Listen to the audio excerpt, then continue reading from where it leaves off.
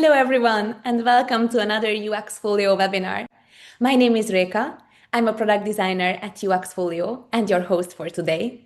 I'm also joined by Yaren, our digital product marketer, who will be answering your questions in the chat and sharing helpful links throughout the session. And we have a very special guest, Anfisa, joining us, who has a ton of valuable insights to share about writing case studies that recruiters actually want to read. But before I introduce her, let me give you a quick intro to UXfolio and what we're all about. UXfolio is a portfolio builder with a mission to help UX designers and researchers build portfolios that actually move their careers forward. It's not like any other website builder, it's built specifically for UX professionals with features like AI-powered case study generator, built-in device mockups, thumbnail designer, password protection, and a lot more. You can try all these features in our 7-day free trial. And if you like what you've built, you can go live anytime. You'll also be part of a community and get access to our educational materials and live portfolio review sessions. If you have any questions about UXfolio, feel free to drop them in the chat. Before I give the word to Anfisa, I have another announcement to share. At UXfolio, we see the challenges designers are facing in today's job market, and our goal is to support them by making portfolio building easier. That's why we prepared a giveaway for today. After the session, one participant will get lifetime access to UXfolio Premium to build and host their portfolio website. All right, now comes the part I've been looking forward to. Let me introduce our guest. Anfisa Bogomolova is a senior product designer with 14 years of experience across diverse design landscapes, from launching startups to contributing to the growth of a Series D funded scale-up and everything in between, including corporate roles and freelancing. But beyond her design work, Anfisa has been incredibly active in the community. She's a community host at intoux.design, a content creator at Anfisa on Instagram, a host of the Honest UX Talks podcast, a conference speaker, and over the past 7 years, she's mentored more than 2,000 designers. So having her here on a UXfolio webinar is super exciting, and I cannot wait to hear her take on what makes a UX case study truly engaging. One quick note before she begins: if questions comes up during her talk, drop them in the Q&A form and we'll be answering as many as we can at the end of the session. With that, the stage is all yours, Anfisa. Amazing. Thank you so much. And thank you so much for such an extensive intro. I didn't realize it has so many things in it. It felt like never ending. Anyways, thanks a lot everyone for joining today. I'm really excited to have you and to get to share with you a little bit about what I've learned in my journey on exploring what makes a portfolio outstanding. So let me share my screen. Hopefully everything will be working. Let's see. Can you see my screen? All good? Perfect. Amazing. Well, I will start by saying a real quick disclaimer that I had issues today with Figma, so please bear with me if I'll have to restart slides sometimes, but hopefully we will avoid that technical bump. Alrighty. Now, today we're going to talk about case studies and what makes them outstanding. That's the quote that I actually borrowed from one of the hiring managers that I interviewed. For the context, the reason why I'm talking about this topic is because I was very interested in this topic since 2022, since the beginning of tech crisis. I'll tell you quickly my story very soon. And I've interviewed a lot of hiring managers, design managers, recruiters, and I helped designers just to with the portfolio reviews. And currently in the community, I'm helping designers to just help getting those jobs happen. When the market is tough, we need to find a way to boost ourselves. So I'm going to share with you those best practices, tips, learnings, etc. So let's go. Let's start with my personal story. Imagine this. It's beginning of COVID. It's I think it's March of 2020, so beginning of COVID. And I'm sitting in front of the computer late in the evening, and I'm about to present my Home Take Challenge presentation. I've been working on it the whole day. I had very little time to prepare it, and I've been trying my best to show as much as I can in that portfolio challenge. So, or it's not portfolio, it's Home Take Challenge. So imagine this, I'm sweating, it's late, it's been, I think it's 10 p.m. at that point, and I'm about to start my presentation. So I'm presenting how I approach solving the problem. At first, I walked through the process I went. You could see I was trying to be very explicit about how much time it took me. So, first process. Then I was starting to talk about the assumptions. Then, of course, I would have to talk about the research I did in the very little amount of time, how many people I talked to, what did I learn from them, all the problems, all the jobs to be done that I had to collect throughout my interviews, right? I'm a professional after all. I need to know and show how I do my work. Then, of course, I would have to find the positioning. What's the target user? How do they solve the problem? Which is a strategic target user? Which one are we going to focus on? And then, of course, as I understood who's the target user, there is a lot of jobs to be done I discovered through the interviews. So many features to be built. Which one are we building? Of course, the classic impact effort matrix. I would show the hiring manager how I prioritized all those features / jobs to be done. And then I had to iterate my process because I didn't fit into the original time proposal. I had to do more. And of course, I'm a problem solver, so I have to show how many pains I found in this process and how many solutions I also found to those problems that I also found. And on top of that, who doesn't do the impact effort matrix for ideas for the home tech challenge that you only had 2 days to do? At that point, for a second, I have a little pick on the hiring manager. For the context, this hiring manager is a very bold Italian woman. She's drilling me with her look and doesn't give me any chance to sleep. So I'm already being nervous. And when I look at her for just a second, I'm realizing I'm losing it. She's bored to the T. She's not following and she's not here to listen to the end of it. And that it hits me what's the same, I forgot, but it hits me as like a wall of bricks when I realize that I'm going to fail this challenge. And by the way, it's a very big stakes for me because at that point I just lost the job and I was about to sign my mortgage and I really needed this job. And when I looked at her, I knew I'm not gonna make it. That was my story, real quick, how I realized that speaking about my process wasn't a very effective way to land a job. But let's fast forward for a second to 2020. In the midst of the tech crisis, when a lot of people started going through the layoffs, just like me recently, in my first story, suddenly a lot of people started reaching out for the portfolio reviews. And I started going through portfolios, trying to see if I can help the community. So in the very first, let's say, portfolio review, I'm sitting with the designer trying to understand their project. They're going through this process, how they solved the problem and how they presented it in a case study, of course. So they're talking about their problems, their interviews, the personas they outlined, interview, wireframes, prototyping, testing, you know the drill. It's a first portfolio review, which I'm doing my best to give the feedback. Next one, suddenly I see the same sort of portfolio template.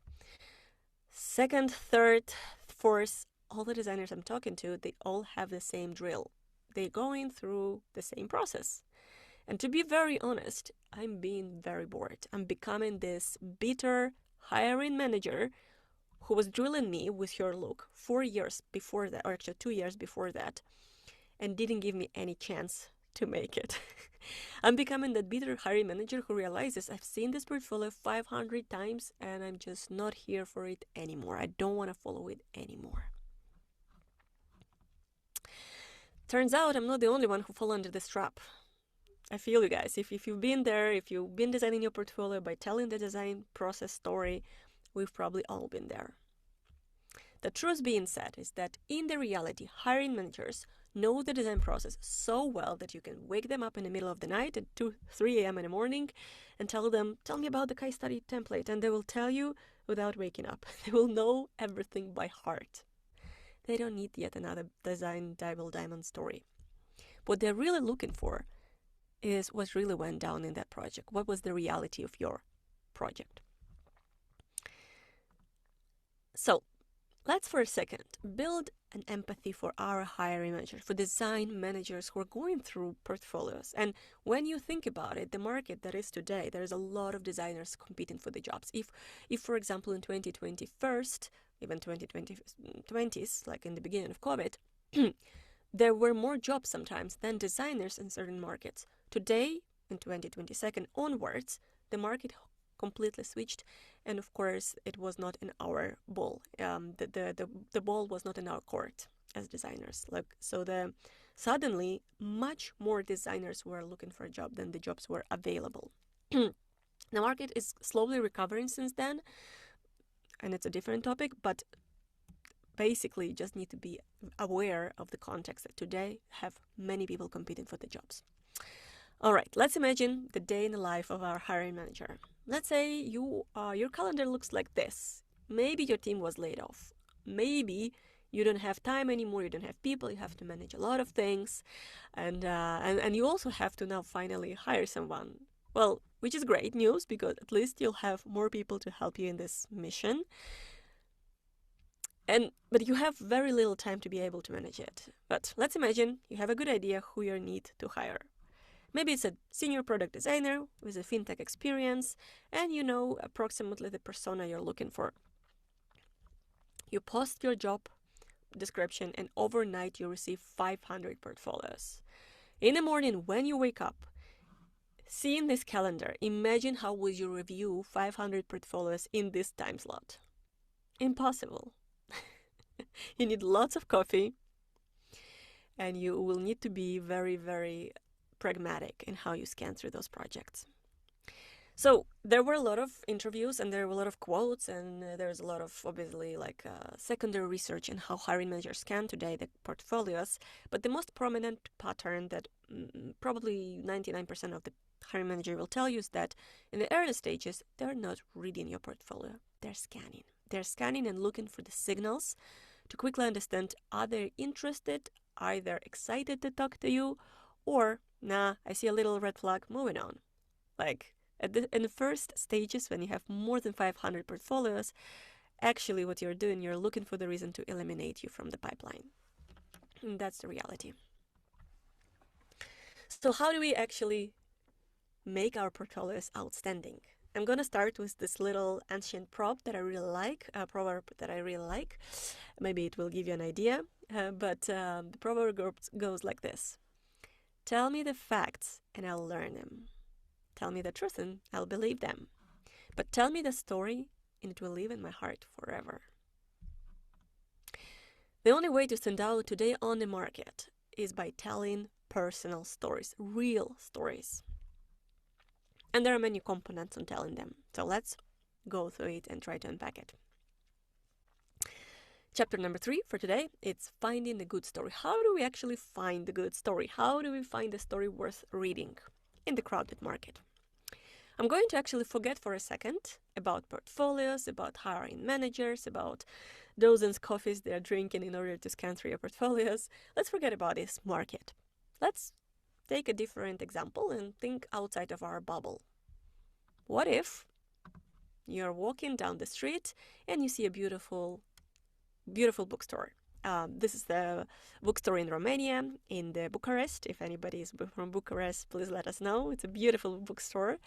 So imagine you're traveling, you're walking in Bucharest, and you found this beautiful bookstore, and you want to buy yourself a souvenir or something maybe something on topic of what you're interested in. So you enter the bookstore. How do you find the book you're interested in buying? First of all, you're probably looking for the right section. Maybe you're not looking for, say scientific books. Maybe you're not looking for cookbooks. What you're looking for is something like international literature, design literature, something like that, right? You're looking for the right section. Now, as you found the right section, then you are looking for the covers. There's at least hundreds of covers in front of you. And what you probably do in order to find the right book, you start scanning through the book covers. Which one stands out? Which one do you like? Which one asks to pick up and asks to be read and looked at? So you found this beautiful book by Don Norman. Nice, let's check it out. Well, then most likely you start reading the title. it's one of those two, right? You first either look and read the title, or you first check the title and then check the visual. One of those two. Then you read the title and it's intriguing. What is it about? Maybe I can learn something out of it, right? So you start realizing, what is this story all about? Moving forward, if the book was catchy, if the title was catchy, if the visual was interesting, you got hooked. You open the book and you start looking through the content. Is it what you expected? Does it have interesting promise? Is there content that makes it appealing and you actually want to learn more about it? If yes, great. If you want to read the story, you'll probably take this book to the cashier and bring it home.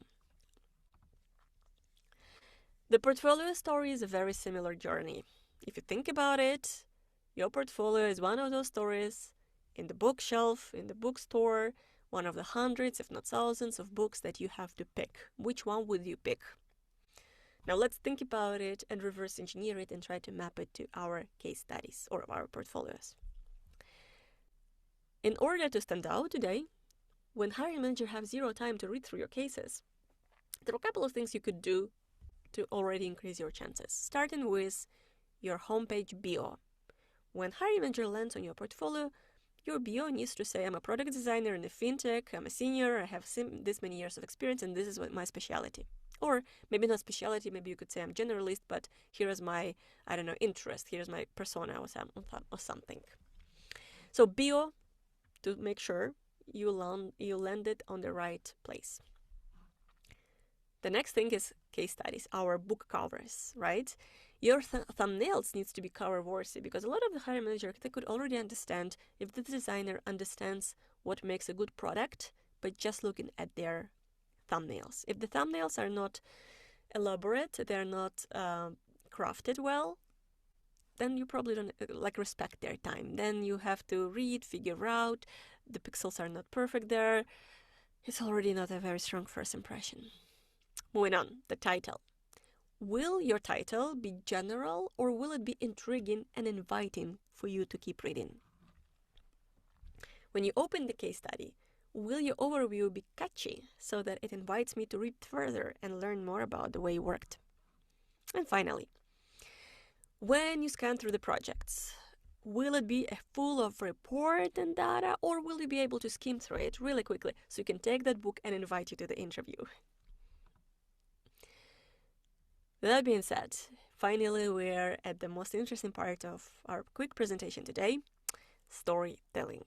Now let's finally talk about creating storytelling case studies. We just got hopefully an idea about how do we stand out on the market, on the crowded market, and there are a couple of components you could be going through. But now, when it comes to creating and designing your case studies in a storytelling way, how do we actually do this? The good news is that we don't have to reinvent the wheel. There is already a very popular mechanism for it called storytelling arc. For those of you who haven't read about or learned about it earlier, storytelling arc is a very traditional and very classic way of telling stories.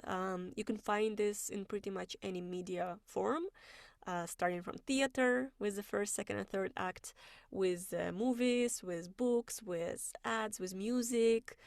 And typically the movies would have 3 parts, start, middle, and end. In our case studies, we are kind of following the same principle. We start with context, we tell the story, and we finish with outcomes or results. The peak usually is somewhere in the middle, somewhere towards the middle of your case study when you're telling how you actually solved something. So we'll go through each of those stages of the case study one by one. I'll share with you some examples and maybe it will give you more ideas on how you can do it as well. Let's start from the context. Hero image. So remember our book cover, the one that has to be interesting and compelling enough to grab that book. That's the thumbnail where hiring managers start to realizing, are you qualified for that job or you're not? Now, there could be multiple ways to show your work before you even started reading about the case study. You could start, look at those 2 examples, by the way. They are very similar, right? You see this Apple style, white, clean, sleek, rounded corners kind of visual. sort of trying to follow the same visual style, but one of them is clearly working and one of them is not. I hope you already guessed by now, but the one on the left doesn't work for multiple reasons. First being, it doesn't tell me what's inside. What is the story about? It's tilted. I have to tilt my head. I have to try to figure out. I cannot see anything. It's all hidden from me. There's so many details here. I cannot try to figure out what's going on here. I have to read this. I have to see the images. I have to connect the dots, but try and just to understand what is the story about. Remember the Don Norman book cover? As simple as a little teapot. Here you have too many details and I'm not sure what is the story about. Here on the right, very simple illustration, extremely simple. You see one card, not 55 different contexts, the desktop, mobile, SaaS, dashboard, this and that, all at the same time. No, you just see one little card and that's it. And immediately when you see this card, you probably understand, oh, it's probably about jobs. You could see tap apply. Okay, it's something about jobs application. So this person worked on job application design project or something like that. Simple as that. You don't have to over design it. Project titles or a book cover. Is it intriguing? Is it interesting for us to read? Again, 2 titles. One of them, by the way, it's the title from my case study, so feel free to judge it as you wish. So there are 2 titles, 2 ways to approach it. One being, you could start by saying, this is the company and I worked on digital POC, point of sale, for restaurants. So basically leading with the name of the company and the topic of the subject of the case. And another one is to focus on the challenge, on the subject of design and impact. And then kind of deprioritize as a metadata the company you worked for. Which one do you think would work better? Or actually, which one do you think would spark more interest to open and read the case? Hopefully you got the drill. But in the reality, hiring managers don't care about the company you've never heard about. Many times, designers lead with the names of the companies that nobody ever heard about, especially if you're early stage designer, if you're a junior designer. Think about it critically. If you work on a very early stage startup that nobody ever heard about, chances are you're telling me something I have no idea. Like, I feel stupid for not knowing what is NCR Corp. So maybe it's not the most important information you have to prioritize in the top left corner. Maybe what's really interesting for a hiring manager is, what's the scope of the challenge you worked? What was the level of complexity you worked on? What was the industry? So I can understand at least, the nature of it. And then what's the impact? Here, apparently the impact is designing, or actually redesigning, for 1.2 daily active users, which is a huge impact if you think about redesigning something. It's a lot of people that will have to change the habits. So how do you not make them pissed? So that already makes it a little bit more like a hook. Interesting challenge. Let me see how you solve that. That's more inviting for hiring manager to learn and try to understand what was your thought process in this project. Great, moving on. Next up is project overview. So 2 ways to do it. 1, overwhelm them with the context. 2, be very specific, what, why, and what, and how. Or in this case, it would be, what are you working on? Expand on the challenge, and what was the impact? Was it all worth it or not? Be very explicit, as simple as that. In this case, I was literally just saying, extending on the context, that was like a software for 20 years on the market, and we had to redesign inconsistent user experience across multiple devices, architectures, to make it more sustainable. And I designed design system, which is basically, ultimately it's an impact, but it also impacted lots of people.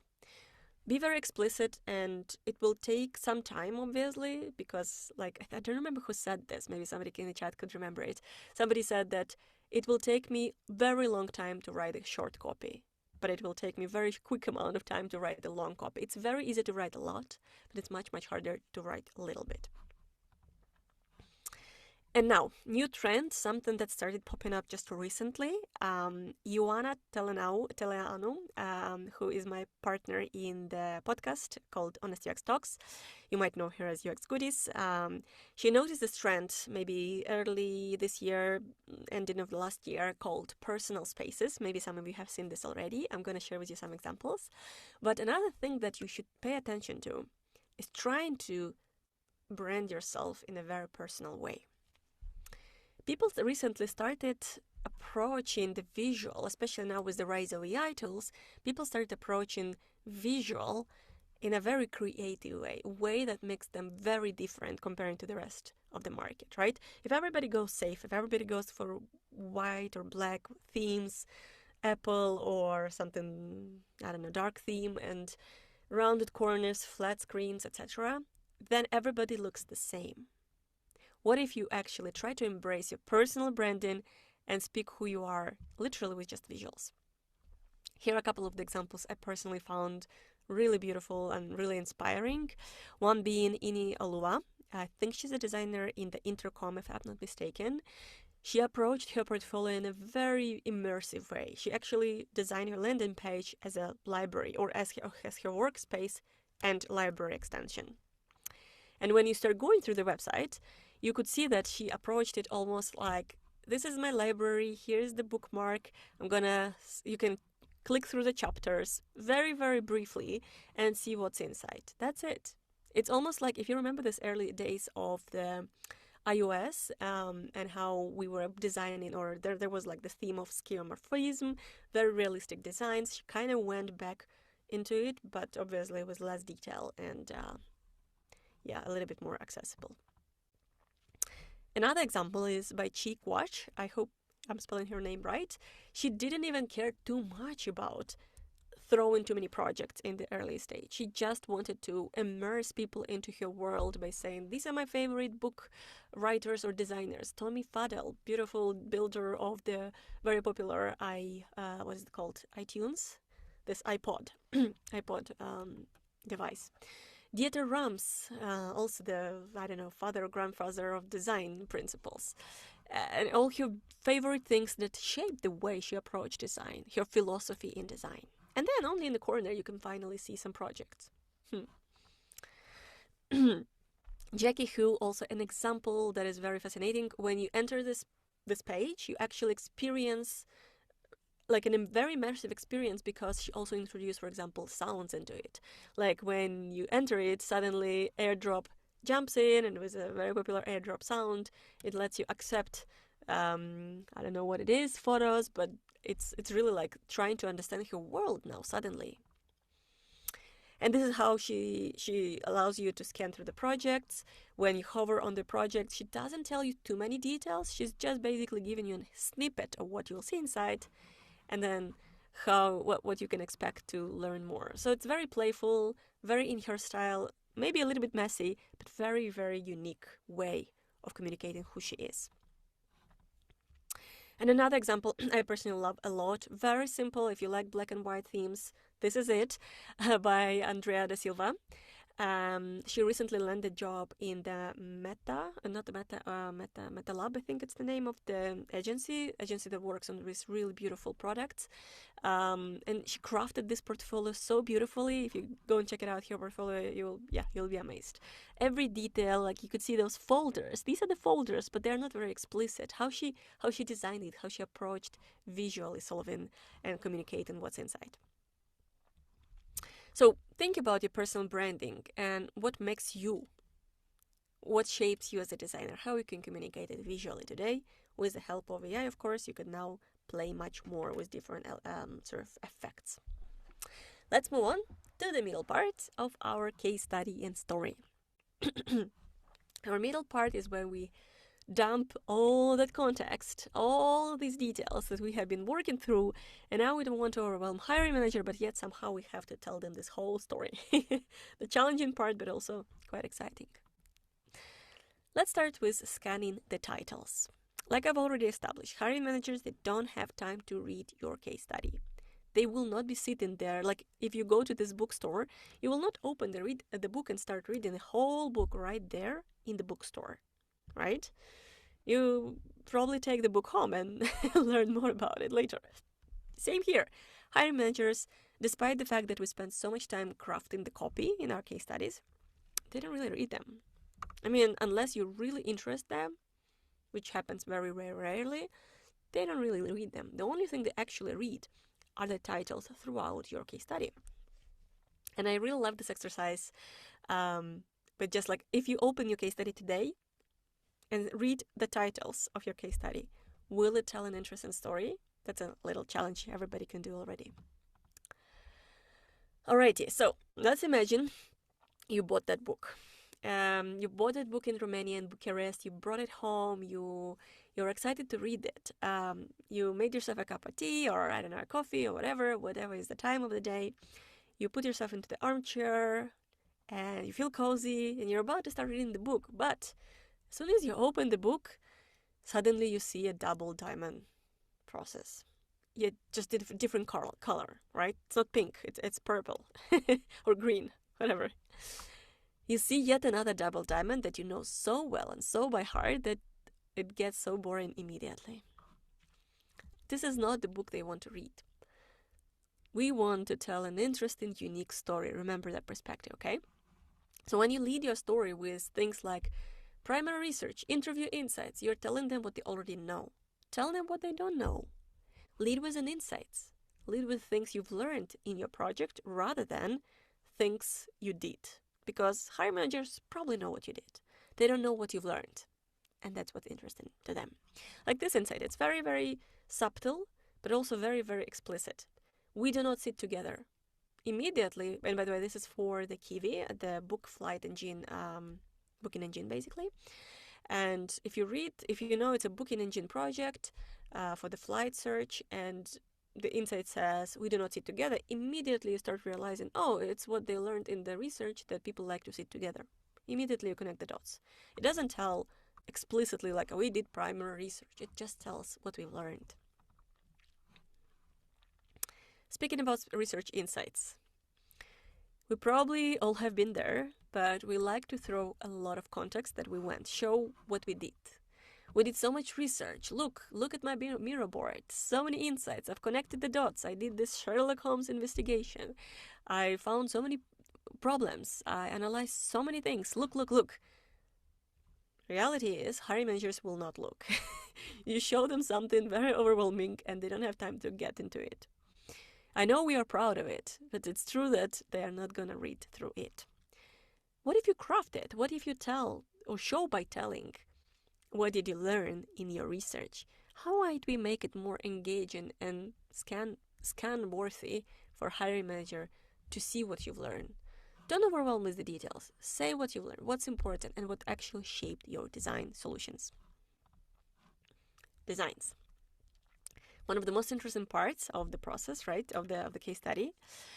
But again, we like to throw a lot of outputs, a lot of artifacts, like we did site mapping, or look, I did sketches, or look, I did low fidelity grayscale wireframes. This is also my example from 2019, me following that trap. It's not working. Nobody will try to see, ooh, wow, you put there a persona, wow, you connected the dots, beautiful. Nobody cares. Tell me, how does this design connect to the things you've learned in the research? That's it. That's all that matters. Connect the dots. What if you show them iterations? What if you show them, we started with this idea, and then through all those different versions, we arrived to this final idea. And then in the bottom, you can even give them, let's say, certain rationale why it works or didn't work. And there are so many more ways to show the visuals. I'm going to give you a full library later. Okay, iterations. We like to say how many interviews we did, how many people we talked to, how many insights we collected. Doesn't matter. The only thing that matters is that what you've learned and how you acted upon that learning. So instead of just saying this is how many interviews you had, again, focus on what was before, what wasn't working, and what did you iterate it and why you think it works. And how do you know maybe if it works, right? So very simple storytelling, before and after. That's that. Finally, the results. In the results, we usually talk about, impact and maybe lessons. So very often what happens is that we don't have impact especially if you're a junior designer. What happens is that maybe you don't have access to data. What happens is that you might not work in a very UX mature organization where people actually do the research, etc., etc. It's very, very common today. But there are so many ways to actually speak about your outcome or impact in your case study. You can speak about it in a way, what was the intention behind it. You could use usability testing results to approximate and abstract how does this relate to business outcome. You can always speak, what does this design improvement like usability mean in the business world? If you improved onboarding from being confusing to making it seamless and user-friendly. User-friendly and seamless does not speak impact. So just switch the language and try to explain what it means for the business. Improving onboarding maybe means that you started converting more people, so you started having better lead generation, etc., etc. So speak about it in a language that PM maybe would go for. Long topic, I'm not going to go into too many details. We can discuss it if you want after the presentation. And learnings, especially if you're a junior or midway designer, growth mindset is very important. However, for senior designers, nonetheless, is also super important in the paradigm that we are living in today. So growth mindset is super important. Speak about your key lessons, what you will take away from this project, and how you will carry further to be better next time. Of course, very popular topic. It's a very long topic. I'm not going to go into too many details, but I know this question will come up, so I'm just going to throw a few ideas for you. NDA projects. Many of us are working for NDA companies. We signed NDAs. We cannot speak about our product. We cannot show it. We cannot show all those beautiful details. What do we do? Multiple ways to do this. Obviously, password protection is still the thing that is default and standard. Everybody who wants to share the project, if you hide it behind the password and you know who you shared it with, there should be no problem because you are controlling who sees the password when you're applying. So when you are, for example, in your CV, when you attach the password to your case studies, you knew where you applied and who had access to it. If any leaks will happen out of it, you know 100% who was looking at your case studies. So case studies under passwords still work. But the problem there is that when you don't share, for example, when hiring manager found you through different channels, like through LinkedIn, and they open your case study and it faces with like closed wall, then that's where you have to get a little bit more creative. So you can provide a simple way to reach out for the password. You could throw, like, for example, click to your LinkedIn, please immediately DM me, I'll give you the password right away. You can build up the hype with the context. Like you could see here an example by Louis that she showed like a visual that she would allow to be showed. She shared some mission. Sometimes you could talk about your takeaways in the project, your lessons in the project to establish that context. You can show the previews without details, without revealing business sensitive details. And especially if you're a junior designer, you could just speak about your learnings or takeaways through this project. Sometimes what we learn reveals depths of your experience and make hiring manager excited to talk to you. It's almost like this persuasion curve. You need to reduce the effort to reach out for the password and increase the motivation to reach out for the password. And that's what we try to do when we work with NDA projects. Okay, I know I've been sharing a lot, so we're getting towards the end. Bear with me. Let's go through the takeaways to know what we are trying to remember from today's session. First things first, always remember who are you designing for. We're designers. We design typically for certain personas or archetypes. In this case, when we're designing portfolios, we're designing for busy hiring manager persona. They're tired, they're sleep deprived, they're caffeinated, they have no time in the calendar to see your portfolio. Keep that perspective, it will help you to design for attention. Optimize for the bookstore experience. Your case study is just one of those books on the bookshelves in a beautiful bookstore, and you need to stand out. And tell stories over processes. Long reporting processes nobody has time to read. quick, compelling, interesting, catchy stories, have a chance. All right, I have a little sort of, how to say, plug for you that we also run in the community I'm running that the girls already shared about. In the community I'm running that is called Into UX, you can find it with Circle, so it's a community. We actually do portfolio challenges, so it's a very interesting way to see how your portfolio lands instead of just going and maybe buying the portfolio review or getting the portfolio review of some professional with one opinion. The tricky part there is usually you could be confused by multiple advices, multiple ways to solve it. Everybody has different opinion. You probably felt it, especially with LinkedIn, where everybody's telling you conflicting advice. If that's the feeling you're getting today with your portfolio and you don't know how to design it, no problem. For example, we have this portfolio challenge where by submitting your portfolio will be reviewed by hundreds of people in the design community, and you will get a very quick preview on how it lands. You will see quantitative patterns on what works, what doesn't work. And this is an example, like, did this designer convince you to invite them to the interview or not? You will see those high-level signals of yes, no, works, doesn't work. And what did people notice about your case studies? Does this land as you intended it to be land? So yeah, if you want to participate in that portfolio challenge, feel free to join our community. We do this twice a year. The next portfolio challenge comes in March, so it's pretty soon. And the next one will be only in November. And now, also finally, a little bonus for you. I will stop here for just a second so you can scan it and maybe it will help you. But we have a library where we try to collect different patterns on how to tell those stories visually, especially visually, because it's one way to write the copy, to be short, to be storytelling, that's fine. But now, how do you visually communicate it instead of, all those mirror screenshots and your hundreds of different screens on Figma? How do you communicate it visually to tell an interesting story? So we try to collect patterns on communicating different variations, from context to insights to design explorations to outcomes, etc., etc.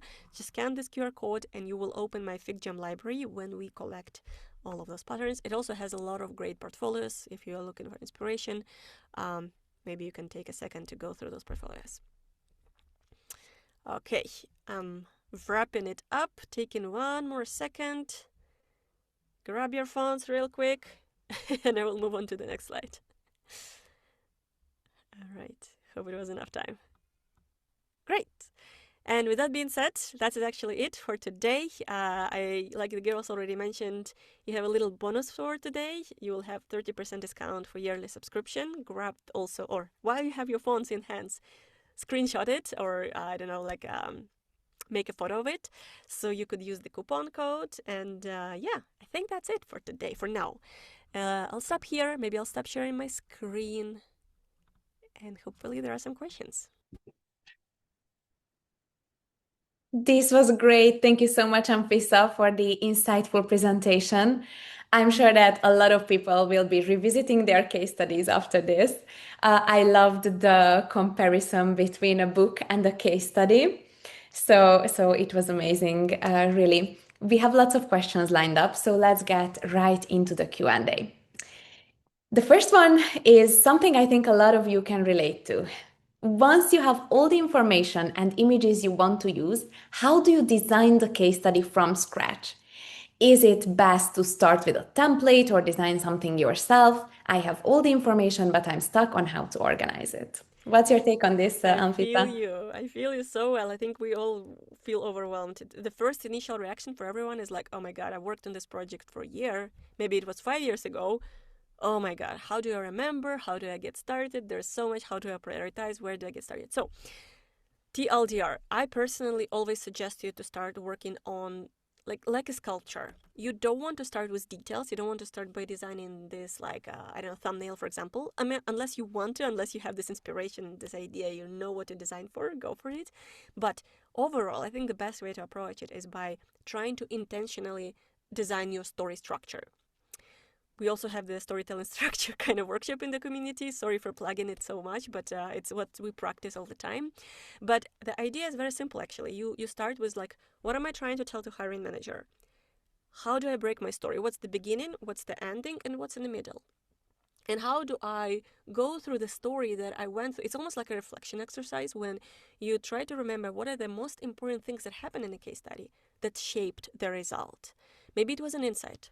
Maybe it was a conversation you had with the PM. Maybe you showed to customers and they said, like, absolutely not what we are looking for. You had to pivot it. So looking back and trying to remember all those milestones and like pivotal moments that actually resulted in the project you shaped. So it's going through the storytelling structure, structuring and intentionally thinking, what am I trying to communicate in the case study?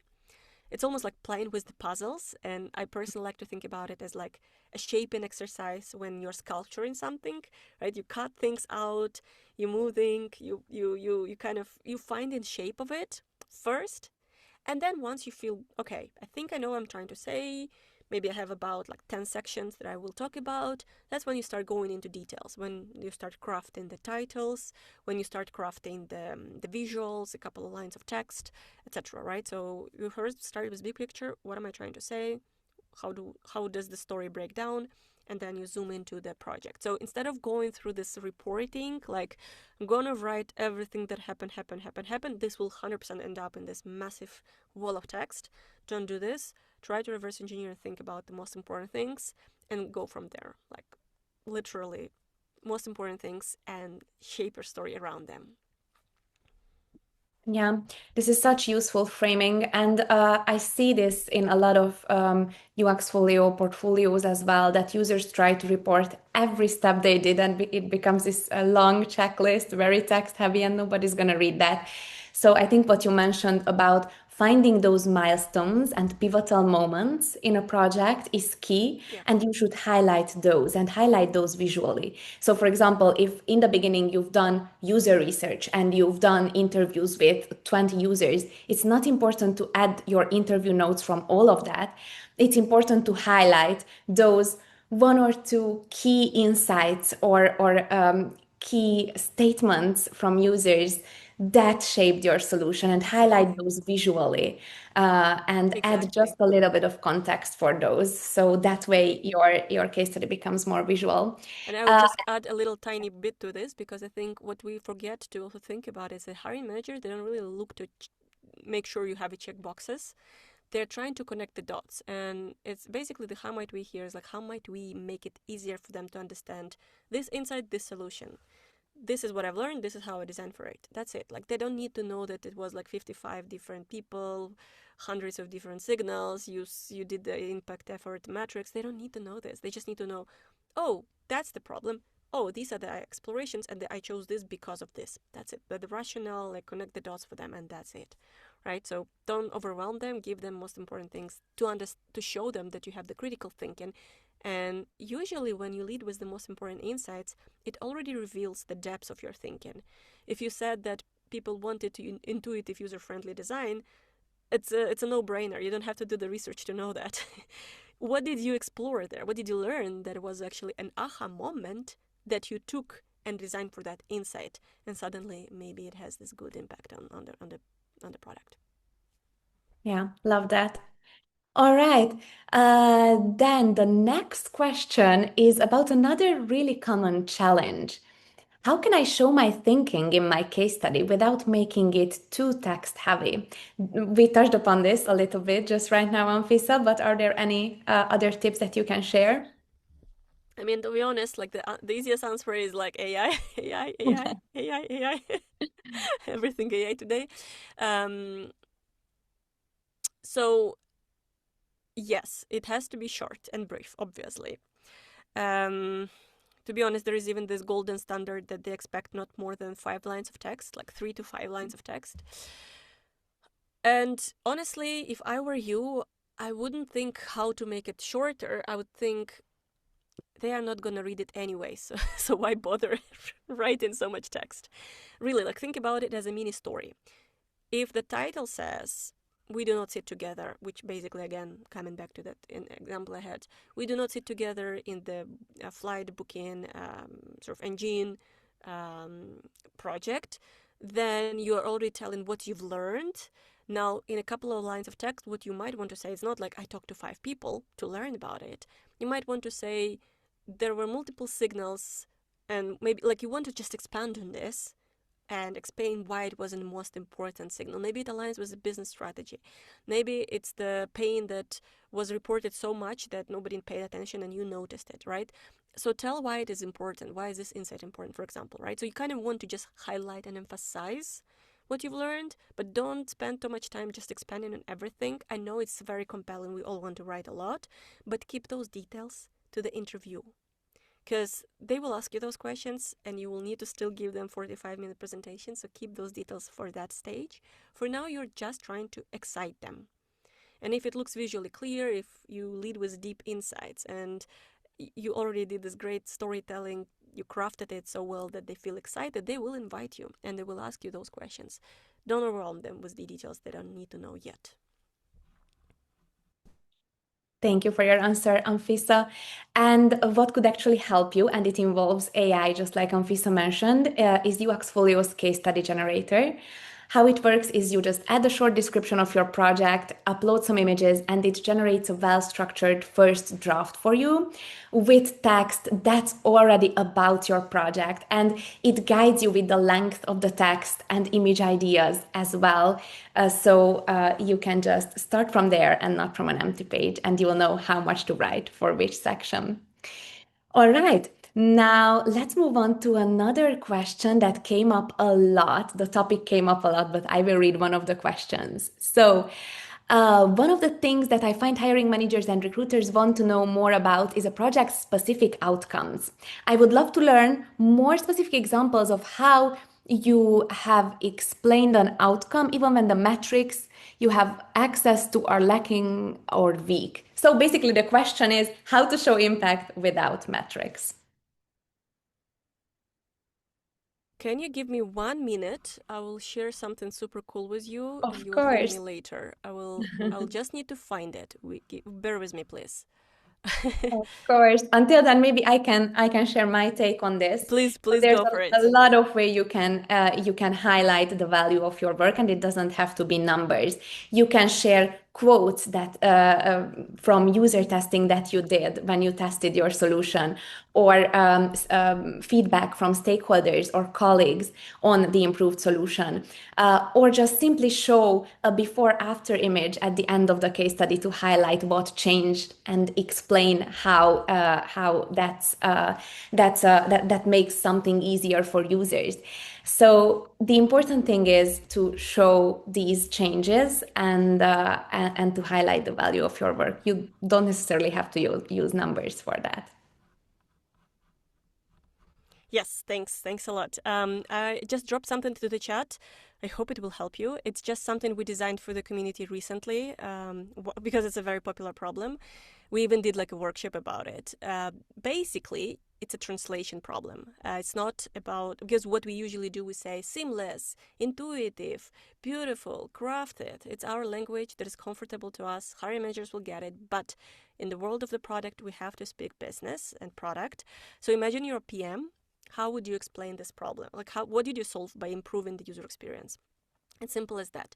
We designed like this, like we kind of trained like a chat model, ChatGPT model to have different ways of translating. If this is the problem you worked on, this is what you could say in order to sound in an impactful way. You don't always have data. It's fine. There are always ways to find workarounds, approximate data, have testimonials. In B2B, we don't even have usually data. We have testimonials, etc.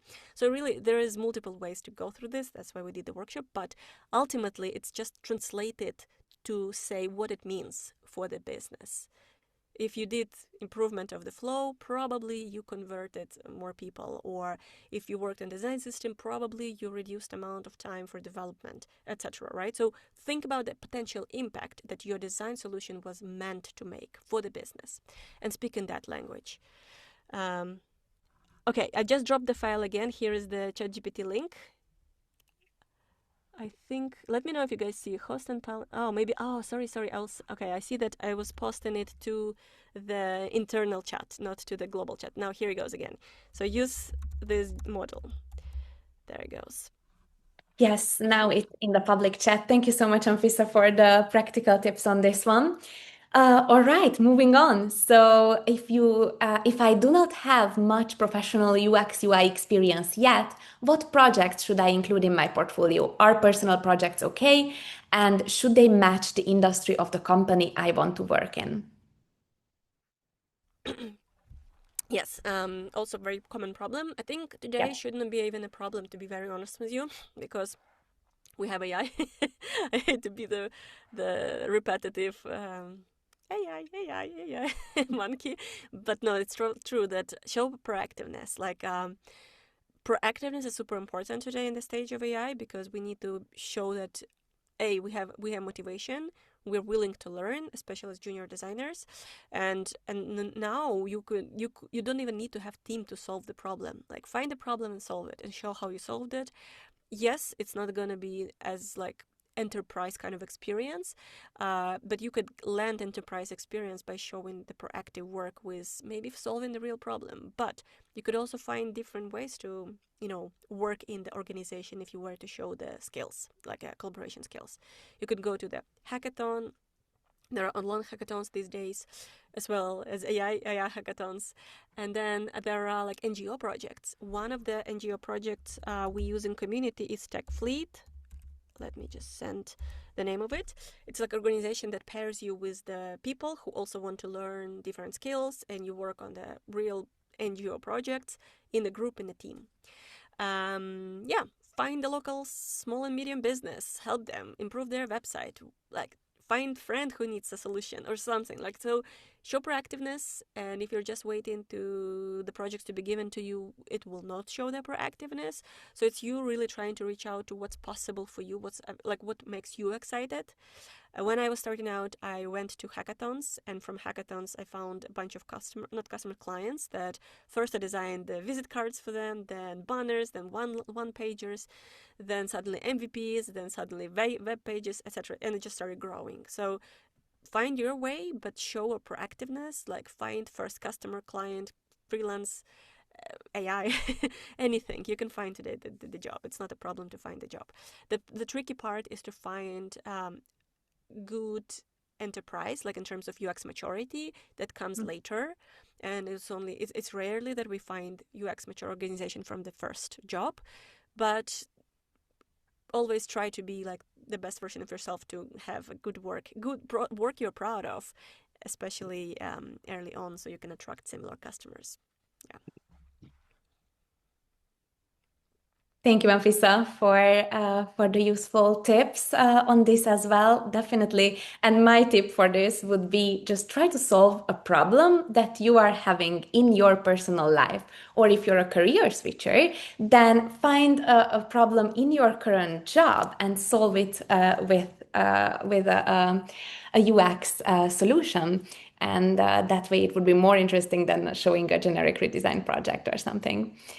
All right, and that brings us to the end of today's Q&A. We didn't get through every question. There were a lot of great ones, but we've saved them and we'll be answering them on UXfolio's LinkedIn and Instagram, so make sure you're following us there. If you want to connect with Anfisa or myself, you can find our socials in the chat. We'll be sending out the recording and announcing the UXfolio giveaway winners soon. We also have a live portfolio review session coming up in March, so keep an eye on your inbox for the invite. Anfisa, thank you so much for sharing all these valuable insights, and thank you all for joining. Have a lovely rest of your day, and we'll see you at the next one. Thank you for having me. Bye bye.